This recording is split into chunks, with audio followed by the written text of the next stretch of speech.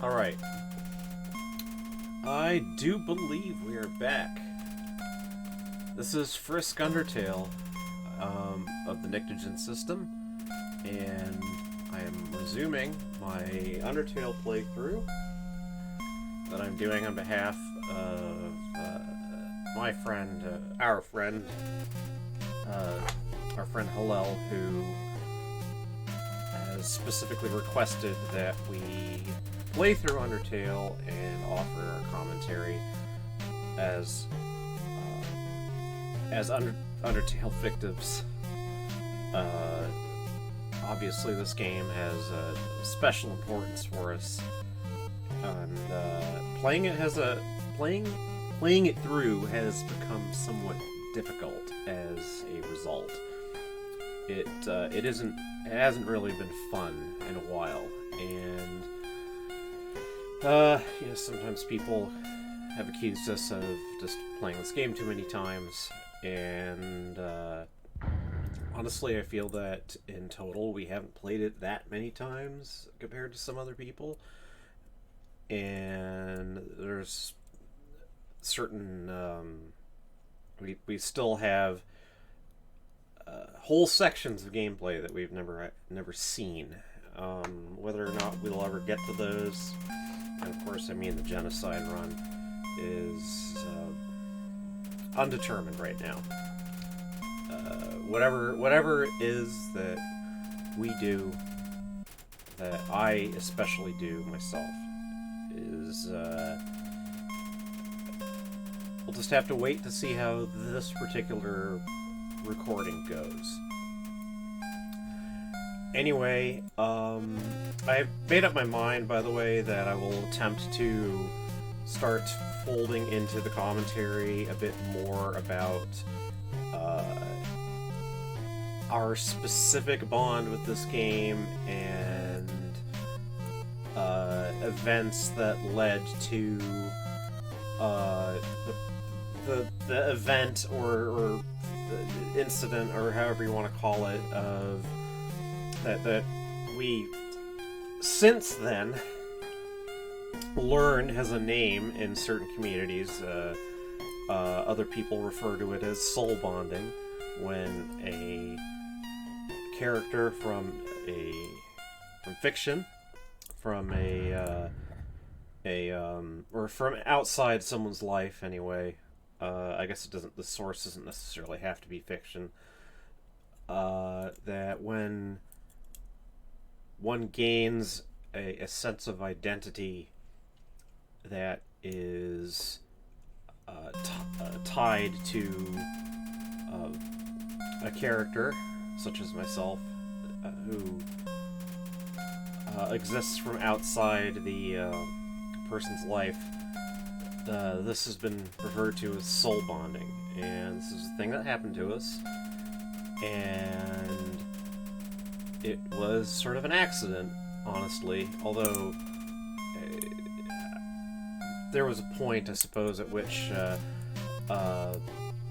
we collectively could have pulled back from it and said, no, this is too much. This is too out there.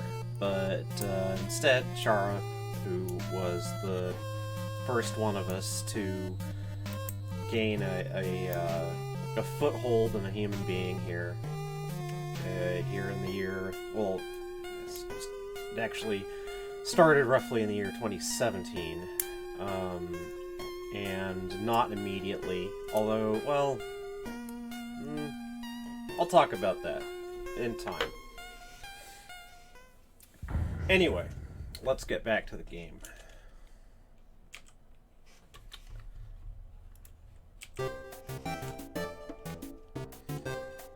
Continue. Alright, where I had left off was not very far into Waterfall, and I doubled back a little bit. I already talked to a teardrop monster there. Let's see. So, I'm trying to cast cast my mind back to when our Plurality's host, who eventually came to take the name of Kara, that's Kara, because of their bond with Chara. That I try to remember how Kara first responded to Undertale the very first time that they ever played it back in mid 2016, and it wasn't until I think the waterfall maps that alright, mold small, take care of it quickly.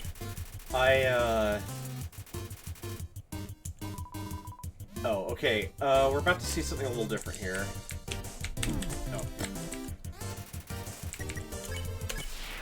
Oh, maybe not. Okay. That when Kara first played the game, they got spoiled a little bit. It was hard to avoid. Everyone was talking on the internet about Toriel, especially about Goat Mom and Cinnamon Pie and so forth. And so Kara didn't respond to that, the early parts of the game, as strongly as one might imagine. Although, oop, messed that up. Oh, I got it. That's partly because, as it turns out, Toriel wasn't a character we were inclined to sympathize with right away.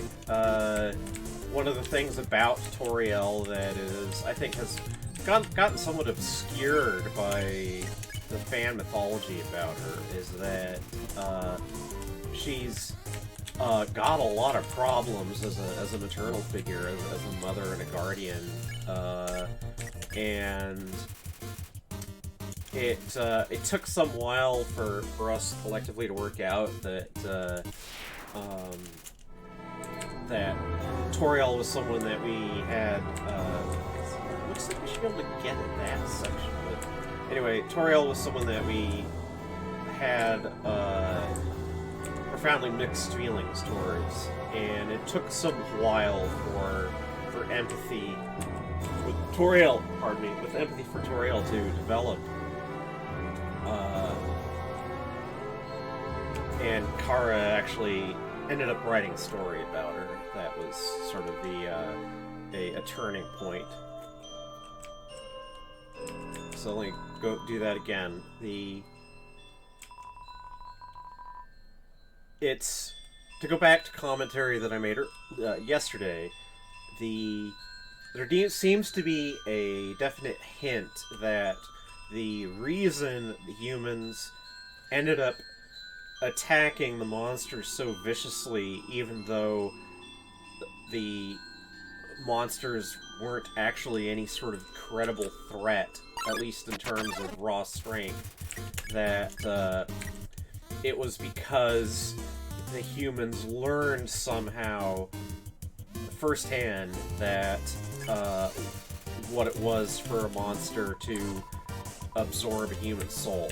And I mean, well, as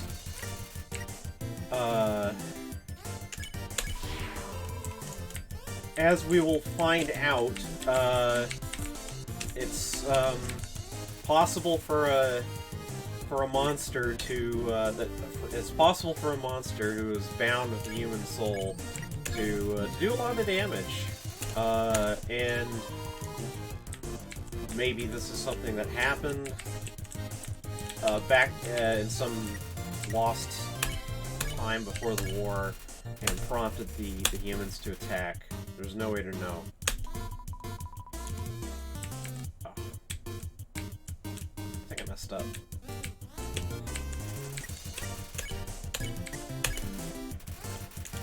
Alright.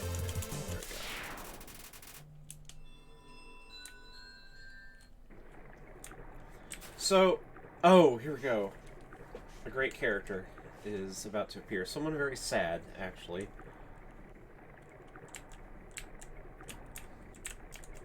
Can't interact yet.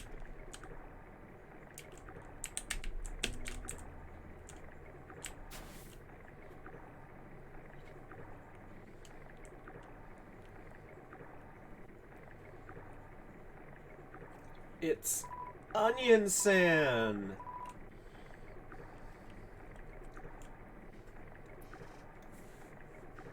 Sounds rather, yeah, Onion San is really exceptionally friendly and follows you around. Well, we'll see.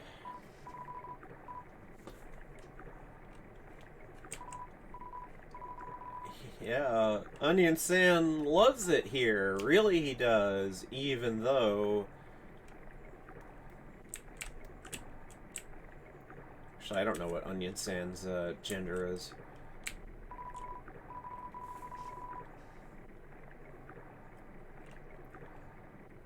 Yeah, so... Onion San actually doesn't have a lot of room to live. Whether they got bigger growing up and found themselves running out of room, or possibly there's something actually happening to the waters of Waterfall. And yeah, this you may remember from Snowden, one of the monsters complaining about overcrowding in the capital city, and here it is again. It's a reminder that the monsters are hemmed in. Ah, poor Onion San. Yeah. Uh-huh. So, I think Waterfall is Undyne's territory, as it were. She is a fish monster after all. So,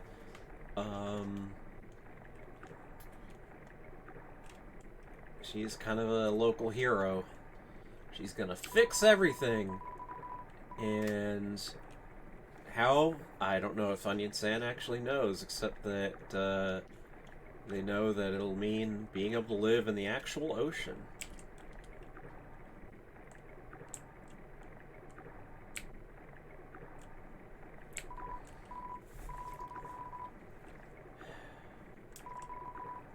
Yeah.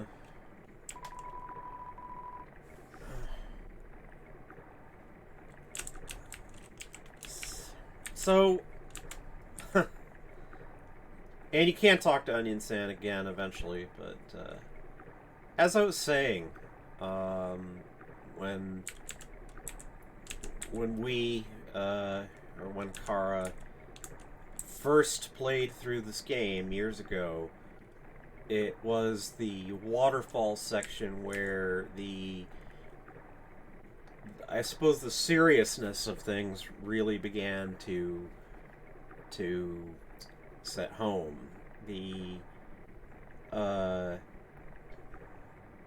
Toriel didn't immediately they didn't immediately respond to Toriel, and then comes Papyrus and Sands, and a lot of that just seems sort of amusing, and there doesn't seem to be a terrible lot at stake yet, but here in the waterfall section, you really begin to get more than a few hints about just how miserable the monsters are down here. They feel trapped. They miss the sky. They miss the stars and the sun. And oh, Chiron. Okay.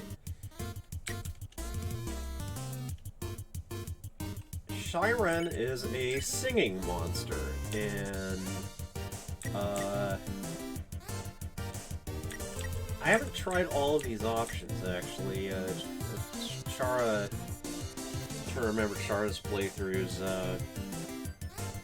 they just, I think, would hum all the time. Try a couple of things.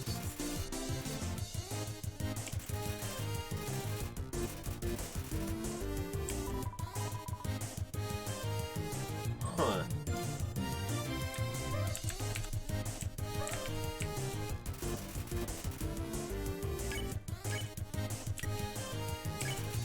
Try humming now.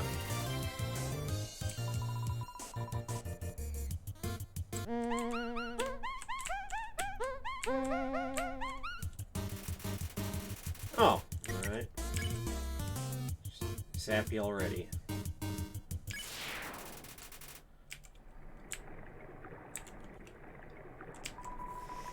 Northern room hides a great treasure. Oh, yes. And in order to access the treasure, you have to play a little tune on the piano.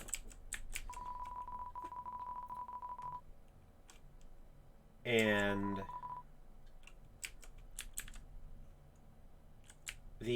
as it turns out, there's a very simple way to solve this puzzle, which I will show. Okay.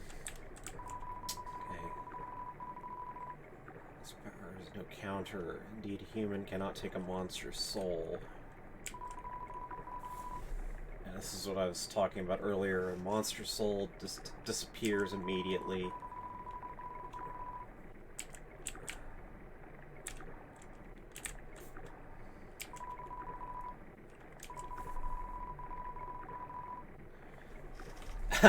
So, this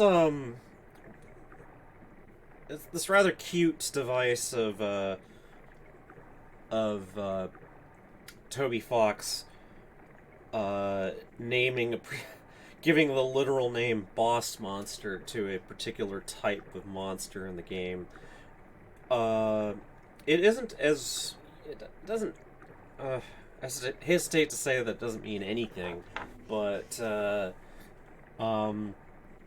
basically, just to cut to the chase, the type of monster that Toriel is, and that the unseen Asgore also is this boss monster sort, and, we'll learn a bit more about that, but it really doesn't have terribly much relevance to the game. Well, I'll just leave it there. I mean, the fact that a boss monster soul is strong enough to persist after death might have some relevance to later events.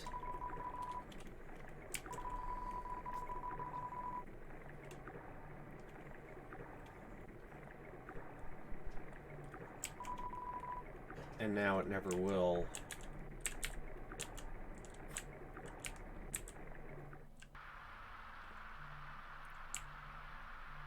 So, an interesting little sculpture.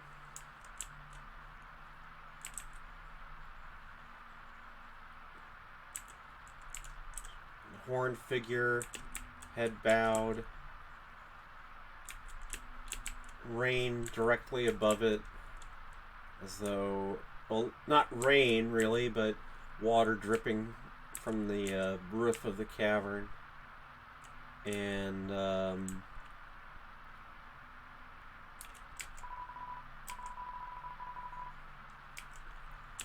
not sure what that's... The structures at its feet seem to be dry. I'm not sure what that might mean exactly.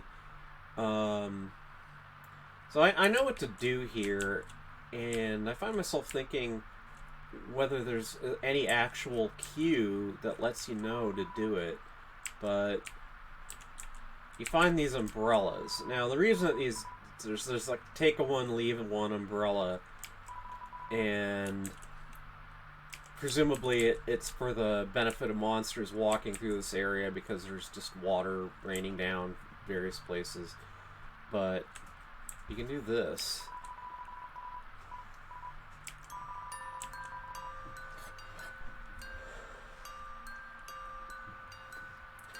And a little tune plays. That means a lot to my friends. And look what appears.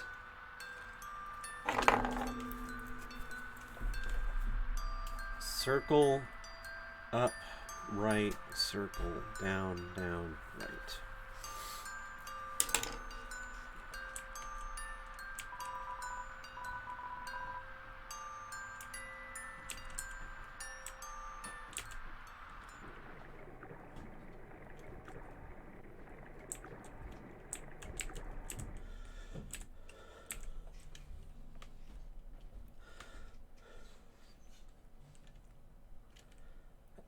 Pardon me. Alright, to do this,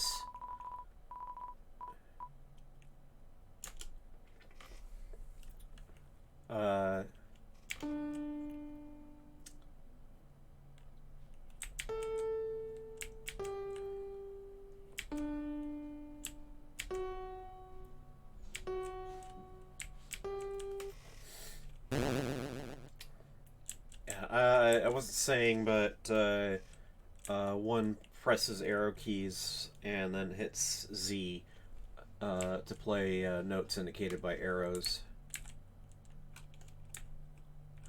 Alright, a little bit of comedy is about to ensue. So, alright, some legendary artifact seems like a big deal. You try to pick it up, but all of a sudden there is a dog in the inventory, and you figure, well, okay, alright, info, and you try dropping the dog, but, yeah, then it, so much for the artifact, it's gone. But now if you check your inventory, there's dog residue, which, well, leave it up to your imagination what sort of residue that might be. Now, that is actually a useful item to have, because, as I mentioned earlier, there is exactly one place in the underground where one can sell as well as buy things. And as it turns out, the dog residue is capable of replicating itself. And as long as you have one dog residue item, you can have more or less an infinite supply of dog residue, and you will be able to sell it. Not for very much, but it is a method of farming gold. Now, Chara, whenever they play, and Azrael the one time she played, was always keeping farming methods in mind because of something that I'll eventually show. I'm considering trying to do without this item, which is a special armor on this playthrough, but I have to admit, when you're not good at the game, then the armor really helps, but grinding for it is a huge pain, and if I do that, I'm not gonna stream that part of playthrough. There'd be no point. And it does waste at least an hour or two, even if you do it as the most efficient manner possible. Let's grab another one.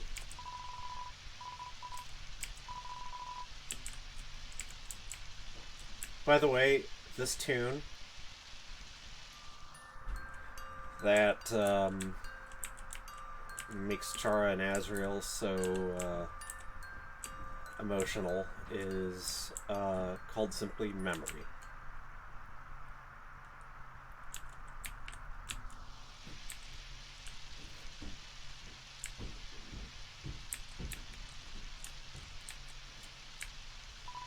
Oh, hello, Monster Kid.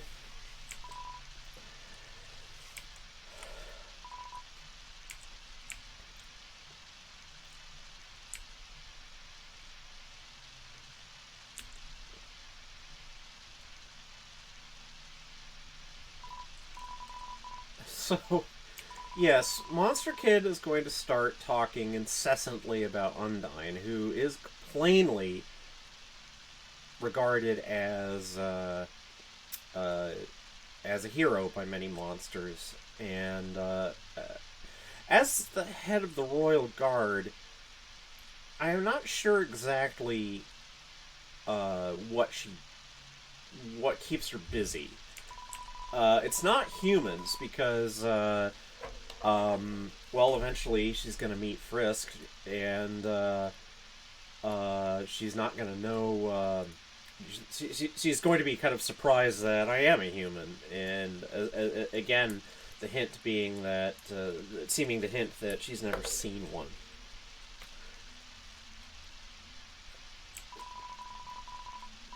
So, Monster Kid talks about Undyne beating up bad guys, but it's not clear to me whom she's beating up. The presumably Monster Society is not entirely peaceful. Chara has also suggested that um, the bad guys might be um, like animals or weird creatures living in this underground area is huge, and there might be some kind of dangerous beastie lurking in a corner somewhere. Flowers again.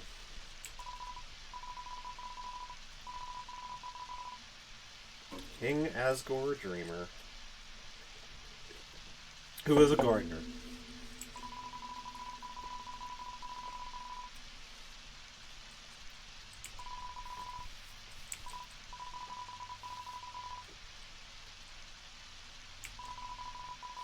Yeah. So yeah, it's like Undyne apparently does have to use violence, although it's kind of not clear against whom.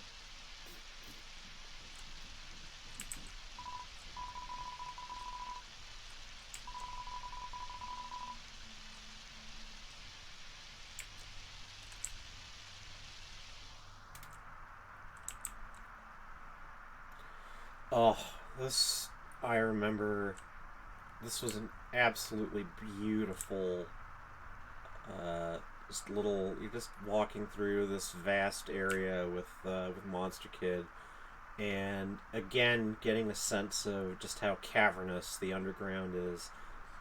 That off in the distance is the capital. That's a new home,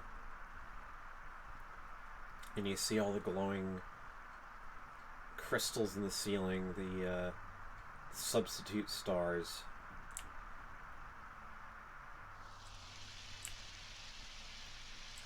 Okay, I have to return the umbrella because I can't have it when climbing up.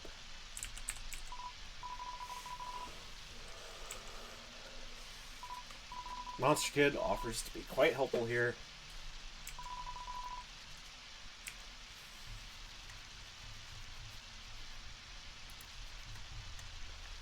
Okay.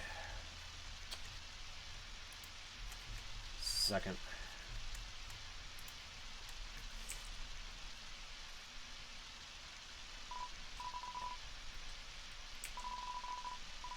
Yep, we'll be seeing Monster Kid again. Ugh.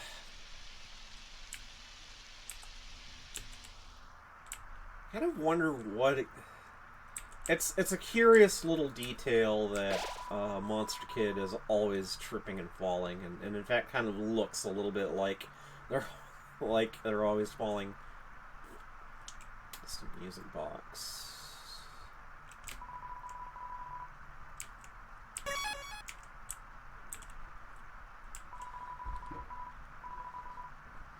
Alright.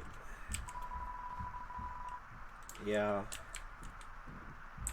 It wasn't pretty.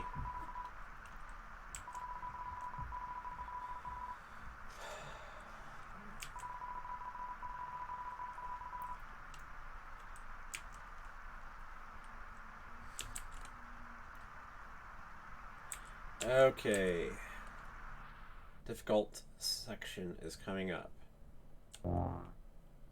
Because Unknine has found a new way to attack you.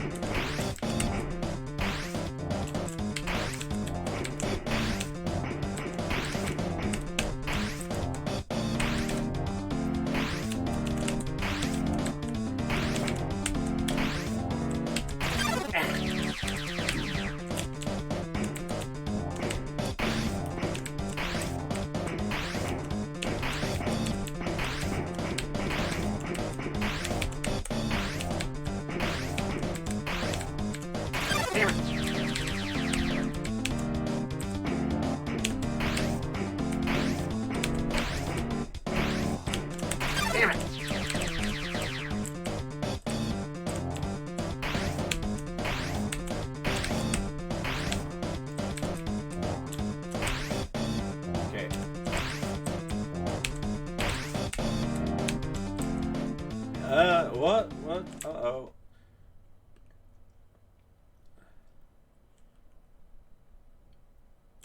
Oh. Hi. How's it going?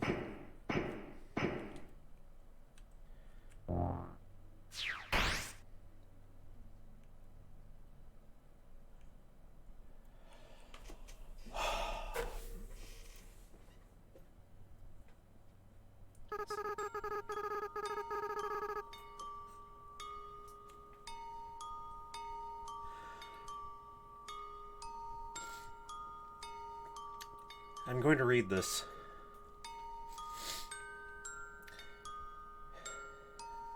As best I can.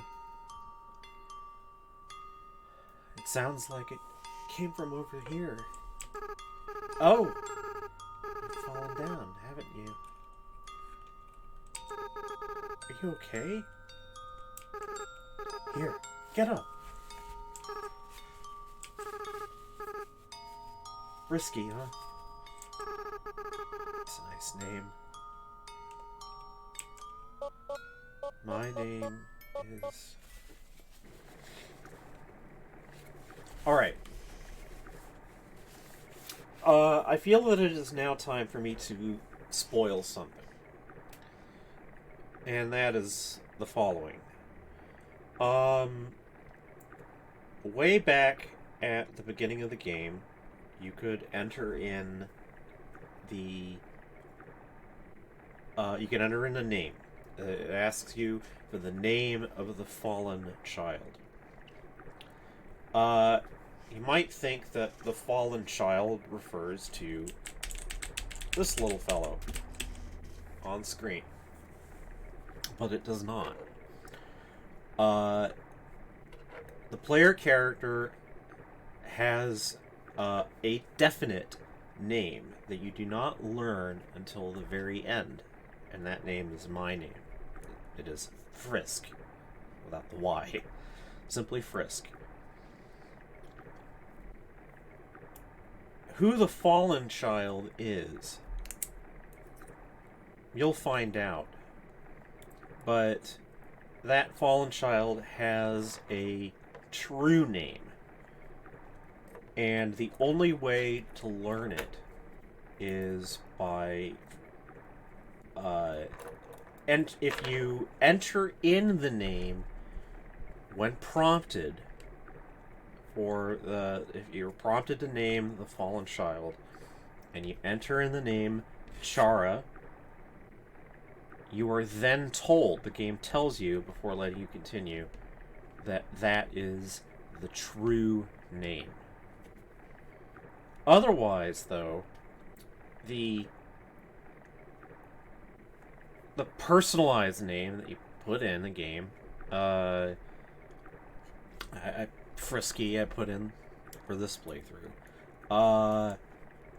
That is the name that the player, the person sitting behind the computer, you are placing yourself, in a sense, in the place of this fallen child who, as it turns out, was someone who fell long before you, the actual player character, Frisk, did. Why Toby Fox did this, I'm not entirely certain. But it is a clever bit of misdirection, because it ends up suggesting that if by putting in your own name when you play a game, you are essentially saying, I am taking the place of a character in this game, that character is in a sense me, then who you are controlling here is not that person. Instead, you are giving your name to the human child who, in a sense, started this whole mess long ago. And when the game starts, you wake up on a patch of flowers. And that seems to line up with the title cards where you see a child exploring the pit at Mount Ebott and tripping and falling, and you finally see the child face down amid flowers. And you might think that where Frisk first appears, where as the player character, that patch of flowers is meant to be the patch of flowers that the fallen child was seen to fall in. For the title cards aren't showing how Frisk fell, they're showing how the fallen child fell. But here's this other patch of flowers that you land on, and then you get this weird flashback of someone finding you. Or not finding you, but finding the fallen child. And asking their name, and then about to say, alright, my name is, and then nothing. You wake up. So, I ask you to remember that, because it suggests that this spot right here is in fact the spot where the original fallen child, where Chara, fell. Not back at the beginning.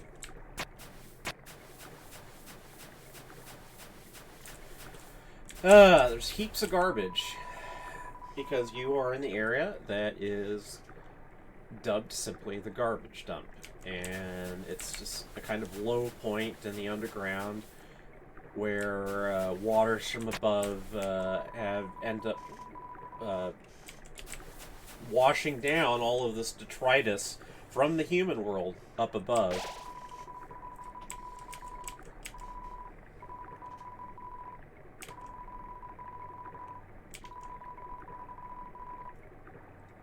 Huh, yeah.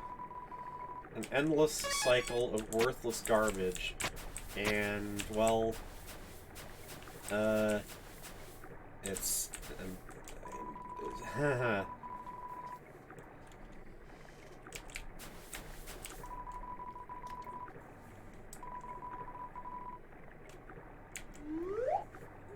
not exactly a despairing wheeze, but a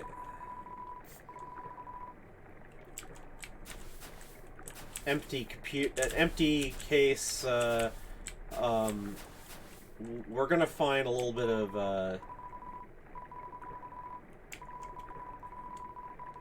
oh, some food. Food's always helpful.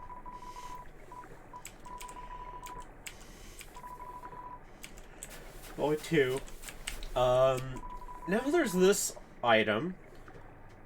DVD case for an anime. Desperate claw marks cover the edges. Now, we're going to find out who made those claw marks, and very possibly that same monster dug the guts out of that computer case. Although it might have simply been an empty computer case. It is garbage, after all. No.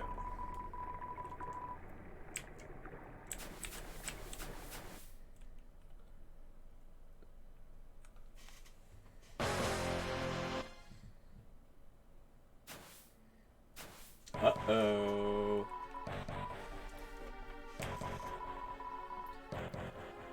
Okay. A ghost that lives inside of a dummy. So, we met a ghost already, Napstablook, and, we'll find that there used to be other ghosts, but they've all become corporeal. That is to say, they've all bound with various physical objects, to become sort of, well, I guess, non-ghost monsters, and so this is one of them, and everyone calls this particular fellow Mad Dummy.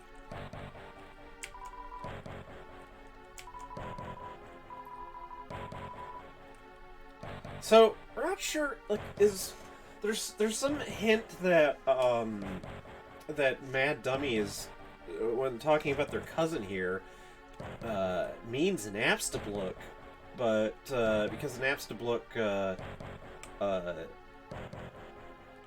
you talked to Napstablook, although there was also the other training dummy that Toriel invited you to talk to, and but you know what this is all about. I don't know if Mad Dummy really knows.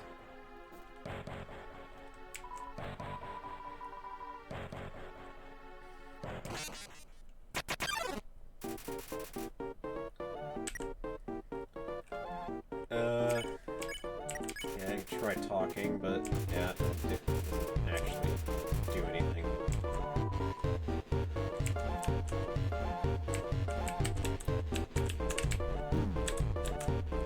So, the trick with this fight is that Mad Dummy hurls attacks at you, or rather he has helpers apparently doing it for him, and yeah, you can very easily get them to hit Mad Dummy instead.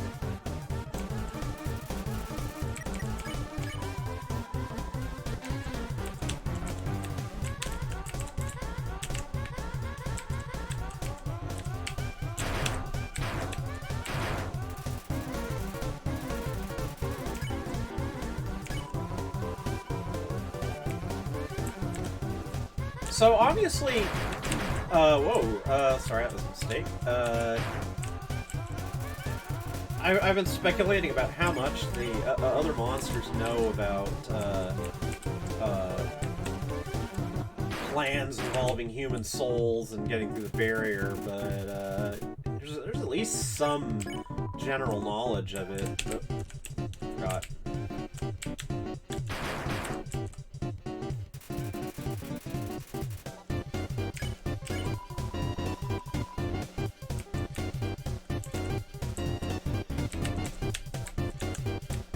Whoop, that didn't work.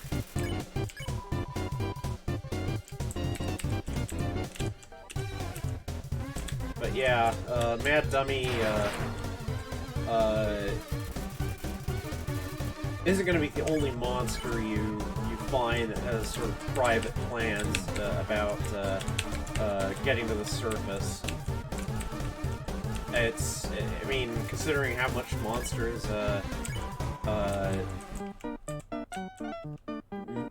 kind of hate it down here, because some of them, I mean, it might be something a lot of monsters.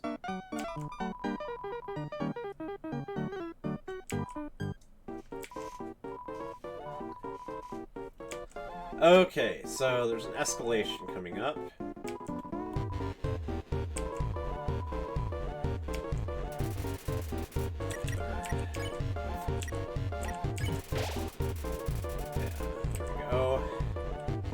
So yeah, now we got missiles to deal with, and you have to kind of... It'll chase you once.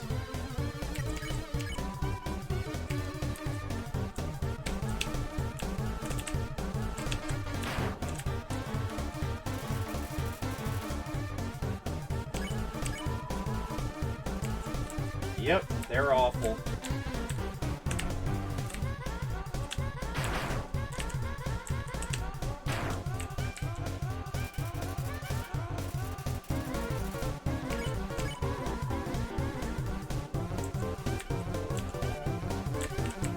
Up.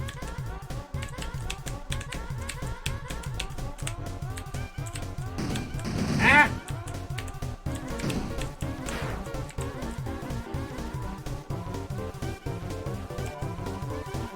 Yep.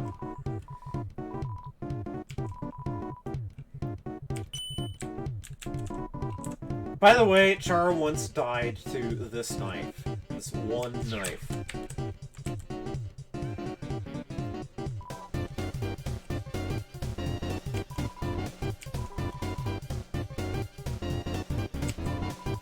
Yep. Yep. It's forever, forever! Oh, wait.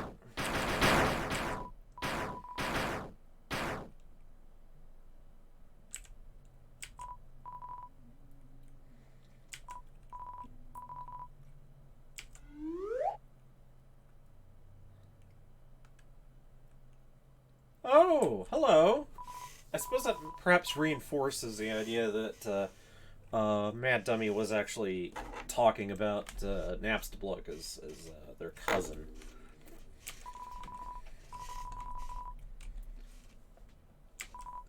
Oh, Napstablook gets really, yeah, just, I wanted to say hi.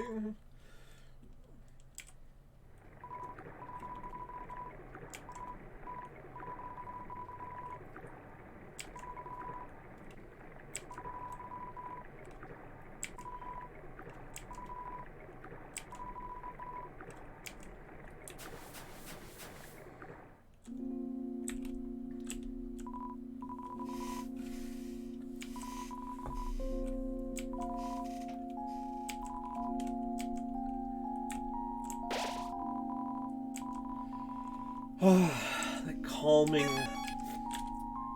strains of this music is called Quiet Water, and is, well, it's another really good track.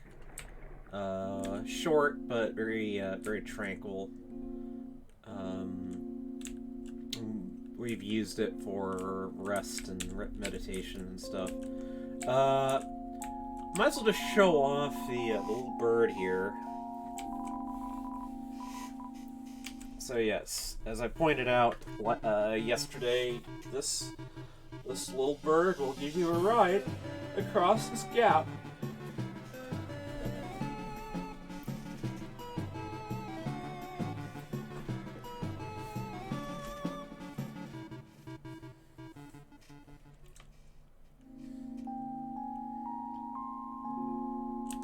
And we'll take you back again.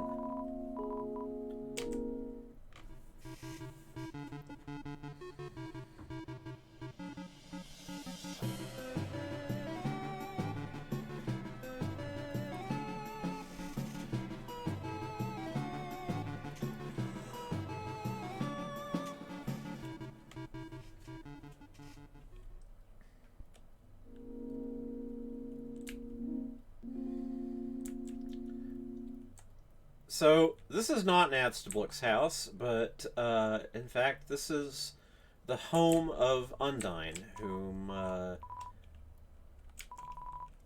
So, that's not the same. I don't think that's the same dummy.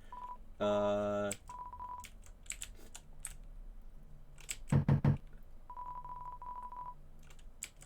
like the fish motif is strong with this one.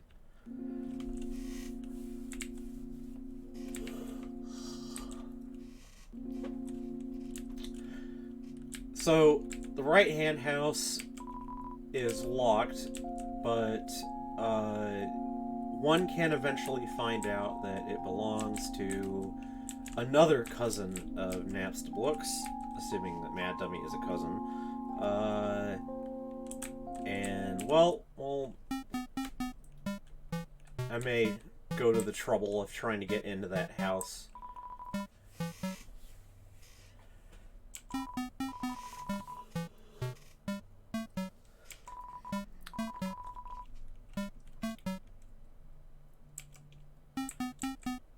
Okay. Hello, Napstablook.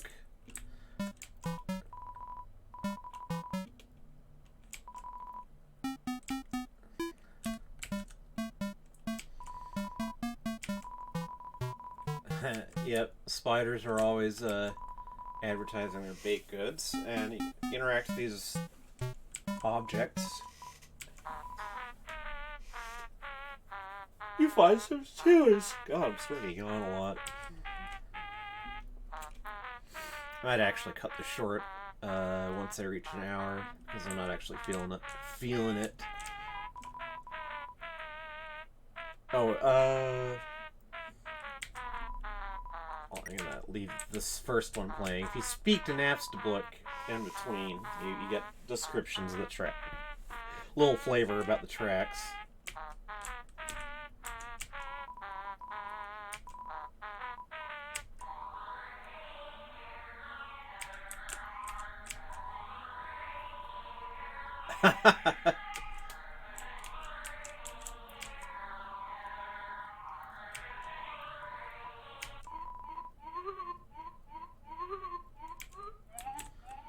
So, by the way,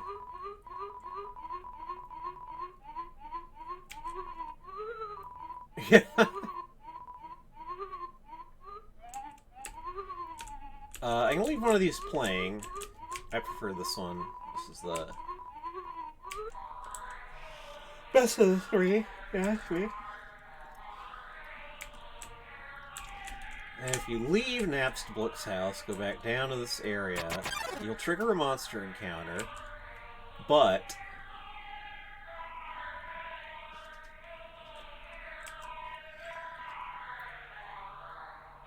and Aaron and Awashua are both just so horrified by the music.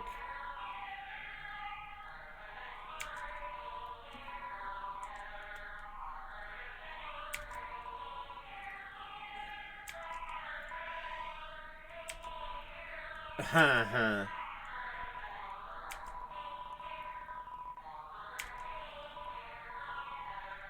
I wish that were true, Aaron. Yep. They just book it. Anyway.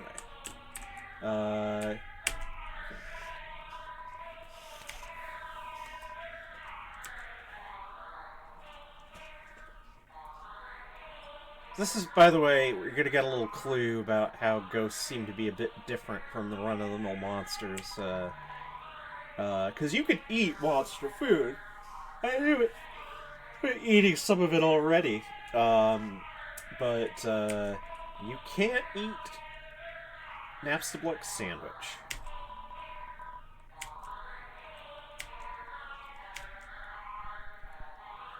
But even though you can't eat, presumably he ate the sandwich, or not he, they. Napstablook is a they.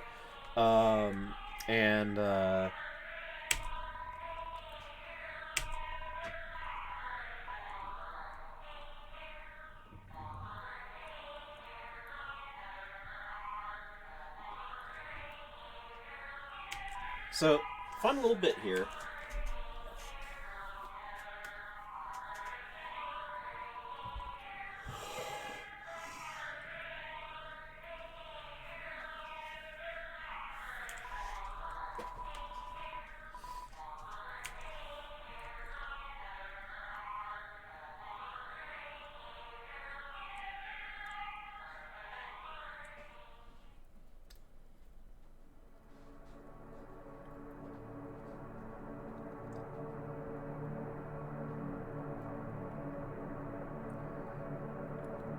Yeah. Got this sort of tranquil music, galaxies, I suppose, swirling about. It's like you're at one with the universe. And it just keeps going until you move.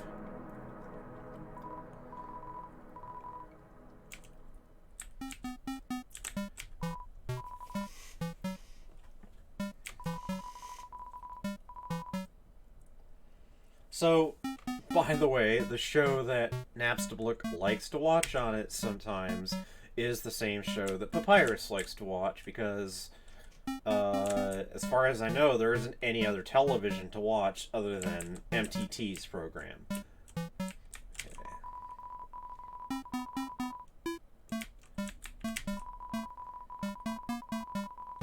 Yeah, I mean, Napstablook is named,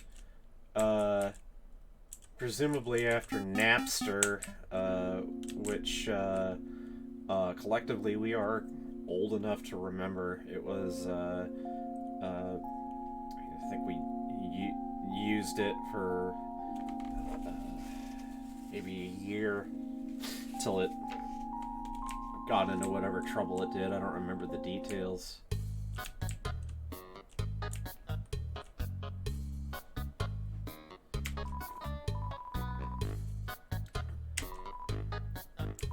So, yeah. So, this is what Napstablook does when they're not listening to music and lying on the ground and stuff.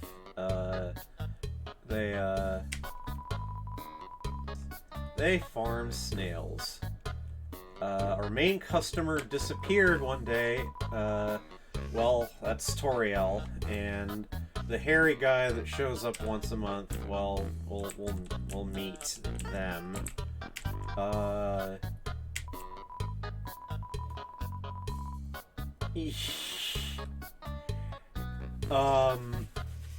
Yeah, that's another sign of Chara's, like, as I mentioned back in the first stream, the consensus, there's a fan consensus, one that we, adopt for our own headcanon, that Chara is from where they are, is kind of putting the flavor text and stuff into Frisk's mind, and so the reason that all of a sudden you're wondering about how snails taste is because Chara is sort of alive in Frisk a little bit now, and is like, yeah, snails, I remember liking those. And yeah, like Chara has told me that, back when they lived with Toriel, that they actually genuinely liked Toriel's snail pie. So yeah, Chara's weird.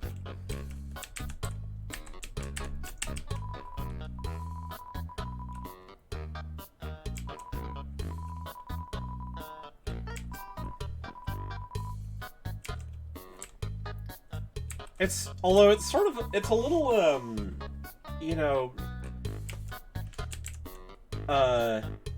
like apparently, like that snail is just on a corpse or something, or, I don't know, maybe, I'm not sure what's going on there, but, like, the snails can interact, and yet Toriel eats them. Yeah, let's think about that one.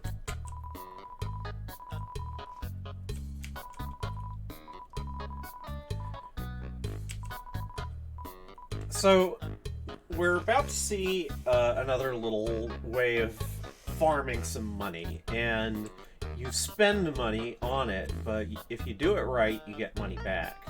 So, the way to do it is that you have to make sure that your snail, which is the one in the top row, comes in second. And we have learned from trial and error that there's a fairly easy way to do this.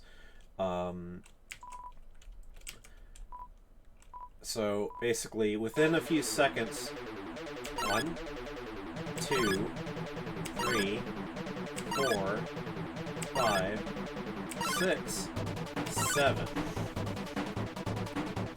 If you encourage the snails 7 times near the beginning of the race, then they'll eventually catch up and come in. And basically, you don't want them to win. You want them to come in second. And you'll see, yeah, it looks like I've already caught up. So yeah. So yeah. Snail thinks it won, so Napstablook, it gives you 30 back in place of your 10.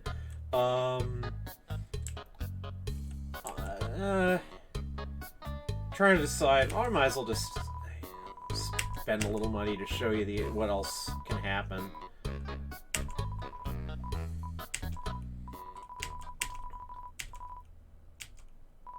So if you do nothing at all, and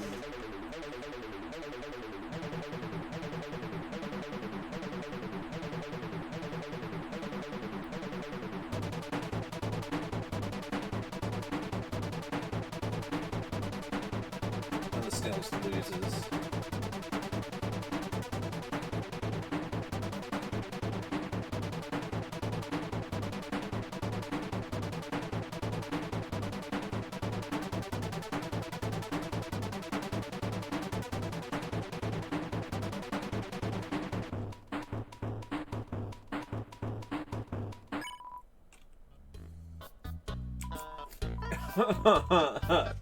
You both tried your best, but all of a sudden it's her. Okay. Let me see if I could get the snail to win. If I I don't really remember, but I think maybe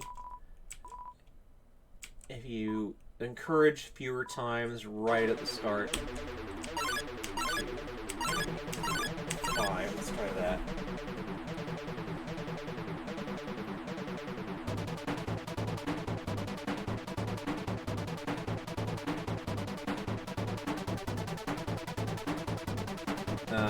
That didn't do it, I don't think.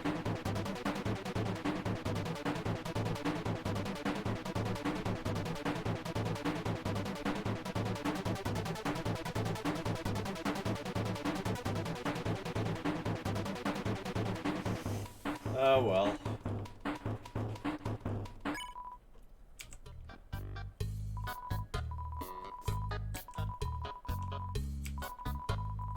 Nope.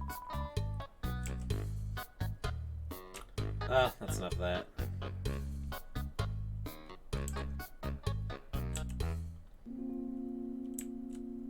Oh, let's read the sign. So notice that said Temi Village. Temi Village is an important location, but it is not immediately obvious how to get there. Go down here, you'll find a sort of. Eventually, there will be someone there to meet.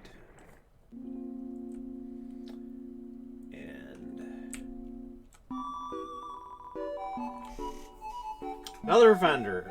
This is old Gerson. And he's an old coot and one of the only monsters to remember the war. He is, in fact, that old.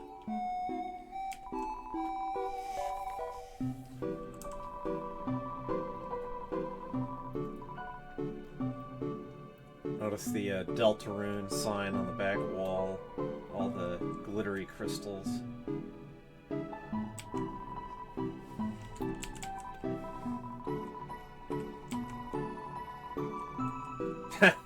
Yeah, and he also, I mean, curiously, even though he presumably has seen humans himself, he doesn't seem to, well, he may or may not know who you are. Or have some idea. Kingdom of Monsters.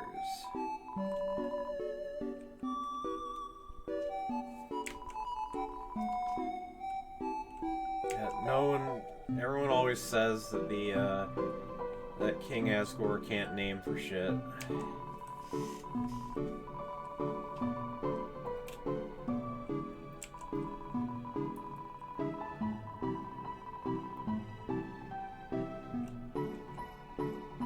So it's kind of curious that he's saying that it goes back goes back before history, because their history does include the war. So how could the monsters, like, if the symbol refers to the monsters being underground, the monsters below, then how could it go back to before when the monsters were exiled?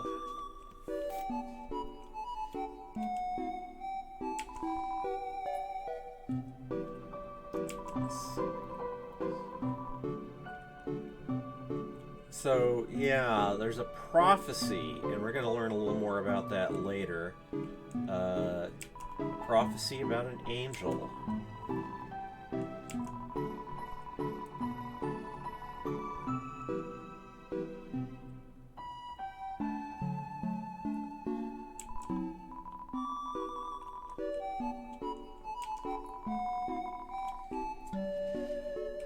The Angel of Death.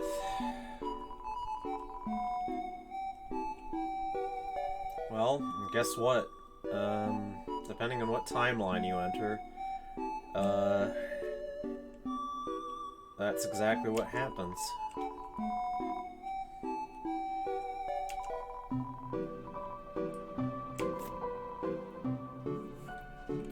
By the way, Chara is of the opinion that the Winged Circle has a resemblance to an owl, particularly, like the round face of an owl.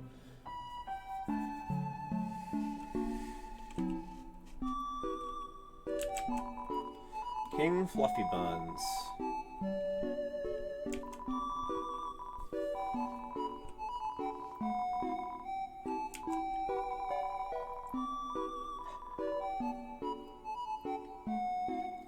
By the way, I might as well point out that the surname Dreamer is no accident. It isn't merely a pun on Dreamer, which is the surname that all of us soul-bonded folks have taken.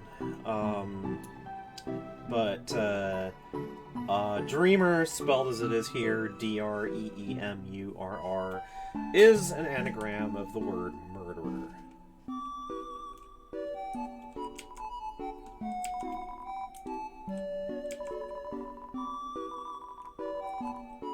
Yep, and he does tell you.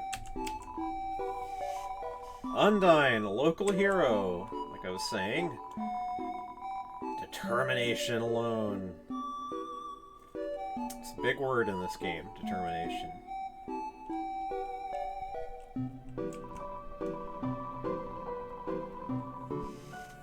So, yeah.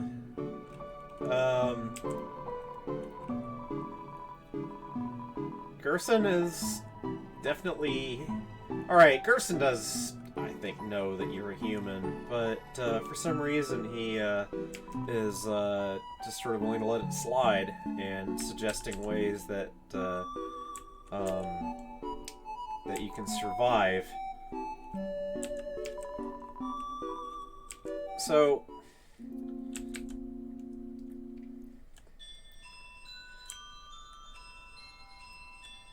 back to the mournful music.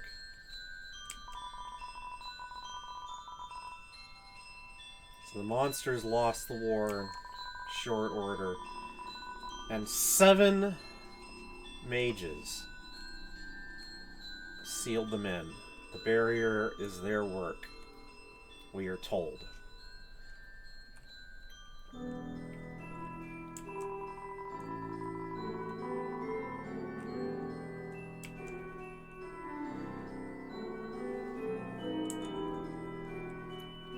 Chara's own insights into that are...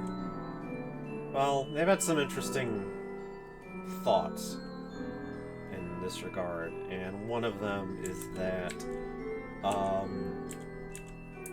what hasn't made it into the monster's own recollection, historical recollection of events, is possibly that even though it sounds as though the monsters being sealed by the 7 mages sealing the monsters in was a punishment of some sort, that what if it was actually a protection? What if someone was trying to keep the monsters from being attacked down here, knowing that the humans might never give up on trying to kill the monsters?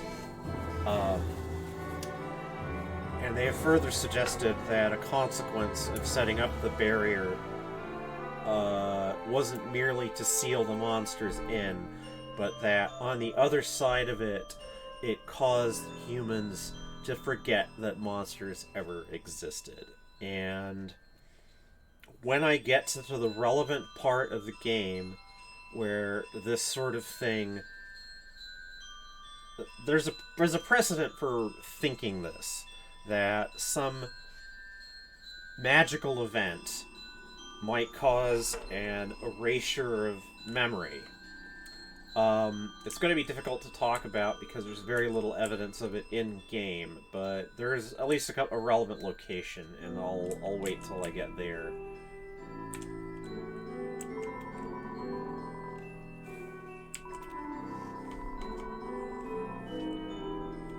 So, a barrier set up by 7 mages seems to require 7 human souls to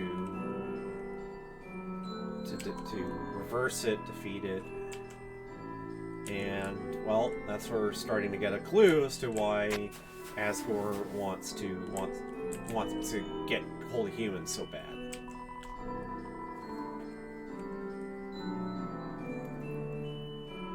This cursed place has no entrances or exits. There is no way a human could come here.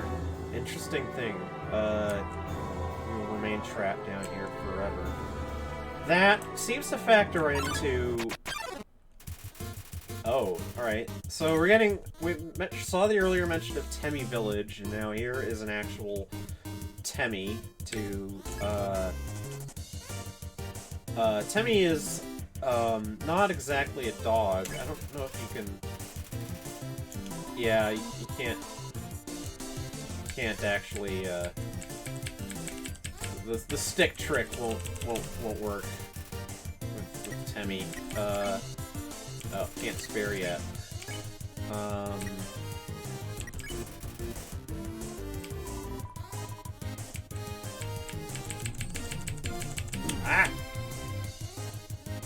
No! There we go. So...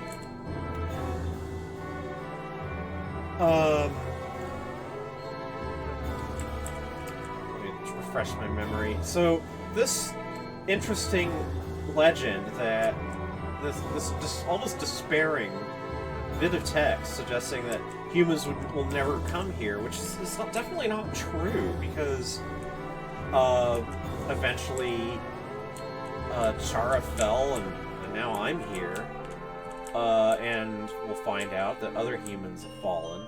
But as I mentioned earlier, Chara's sort of kin recollection is that when they fell, the monsters had basically come to believe until then that they had been completely abandoned, and the fear of humans reappearing had given way to this sort of despair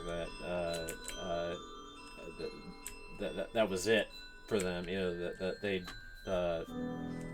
they would never again see anyone or anything from above. But yeah, it's a curious detail. Okay. So these sort of mushroom patches act as switches.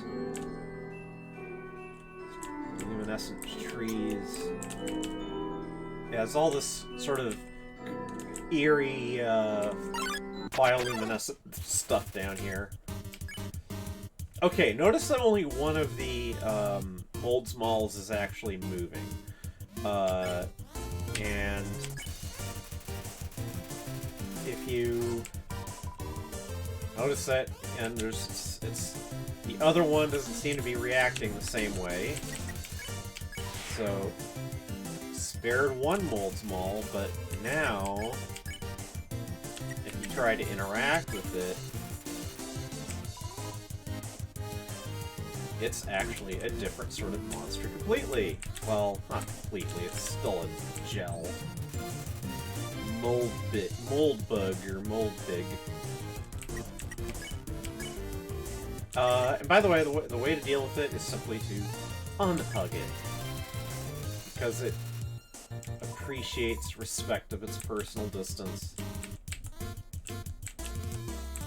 Back. Spare it. Alright. This path seems to go only up. However, it also goes down. And we are now in the Temmie's area. We have reached Temmie Village, which is clearly a derivative of the Saturns in Saturn Valley or whatever it was in Earthbound. And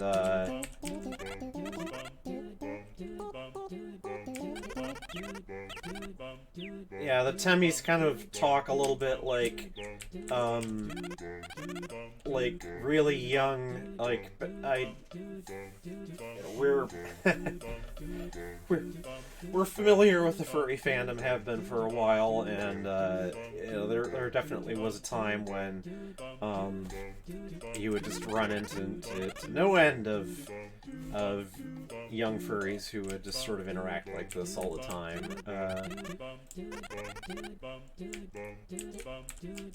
Well, yeah.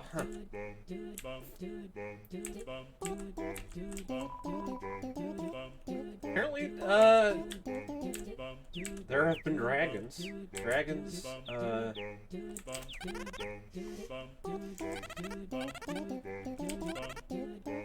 and Temmies apparently like humans.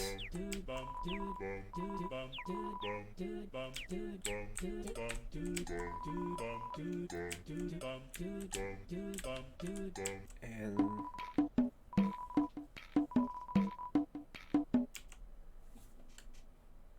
uh-huh.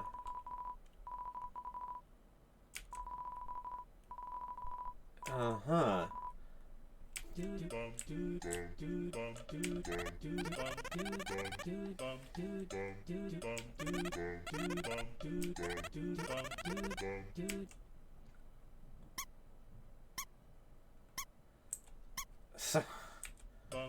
Takes out in hives.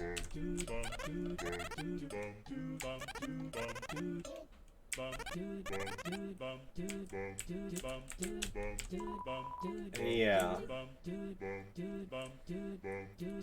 And I'm just going to show one thing here, and I didn't stream as long as I did yesterday, but I'm not feeling it right now. So I think I'll, after I show off the Tem shop here,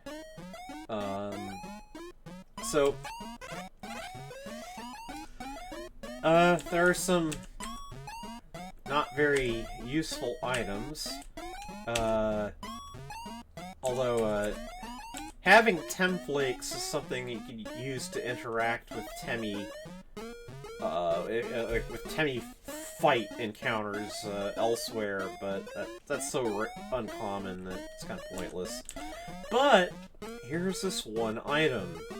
If you have 1,000 Gs, you can pay for Tem's college education. And can't do it right now, and I have to kind of decide to myself, okay, am I going to farm for gold in order to pay for Tem's college? Now, why would I do that? Because after Tem goes to college, comes back, which takes about 10 seconds of game time, Tem has a new item to sell. It's Temmie armor, and it is by far the best armor in the game, and it even heals you like every other turn and stuff, and it's something that Chara has just depended on in order to play this game at all, and so if it were Chara doing a playthrough, normally they'd take this moment to just switch over entirely to farming mode. Now, the base price of the Temmie armor is, if I remember correctly, 7,000 Gs. But if you collect 1,000, pay for college, and then die a lot of times, it will reduce the price of the Temmie armor every time you die down to, I don't think you could go lower than 1,000. I don't quite remember again, but this is something that Chara has no problem, whatever, dying over and over again, in order to get what they want. So, yeah, like, at this point, Chara would just say, okay, I'm gonna farm and then kill myself a lot, and then, get a lot of gold, and, yeah, and then they just get the Temmie armor, and then only then would they really regard the playthrough as something that they could continue. And, you could do that without kind of going in and out of this area very much. Just like, if you shuffle back and forth between Gerson's and here, then, you can... So, I mentioned earlier that you can sell things at exactly one place in the game. And, this is it. You're here. The Temmie shop will buy things, including the dog residue that I was talking about earlier. And,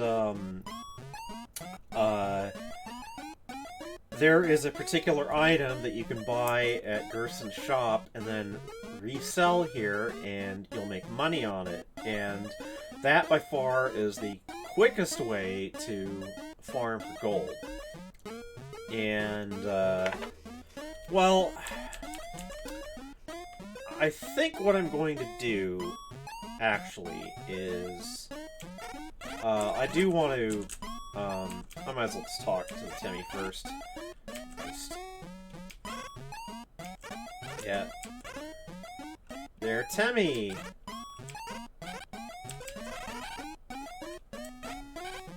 Yeah. Yeah, I don't have much to say. But but I'm just simply going to save here and kind of decide what I'm going to do. I think what I want to do is try to do this without getting the Temi armor. And just get through the fight best I can without it. Well, we'll see how well that works.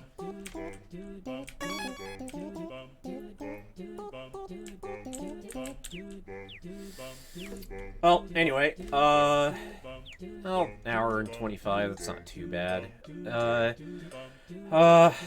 Thanks anyone who showed up for this abbreviated stream, and, catch you later. This is Frisk Undertale.